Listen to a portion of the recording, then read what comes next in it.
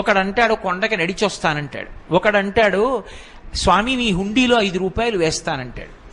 ఇప్పుడు వీటిని మొక్కులు అంటారు. మొక్కు అన్న మాట మీరు జాగ్రత్తగా గమనించాలి. వెంకటేశ్వర స్వామి వారి హృదయం ప్రకారం అయితే వ్యాపారము కాదు. అది పాపము వలన దుఃఖం వస్తోందని వాడు తెలుసుకోవాలి. తెలుసుకుని పిలిచావు పరమేశ్వరుణ్ణి, ఆయన ఏం చేస్తాడు? నేను ఆదుకోకపోతే ఎవరు ఆదుకుంటారు లక్ష్మి? అందుకుని ఉంటాను ఈ కలియుగంలో వెంకటాచలం మీద. ఎవడు ఎక్కడ ఎంత మౌనంగా లోపల లోపల పిలిచినా నాకు వినపడుతుంది. నేను వింటాను, వాణ్ణి ఉద్ధరిస్తాను ఆపదలోంచి. వాడు నా మొక్కు తీరుస్తాడు. ఆ డబ్బు పట్టుకొచ్చి నా హుండీలో వేస్తాడు. నేనేం చేస్తానో తెలుసా?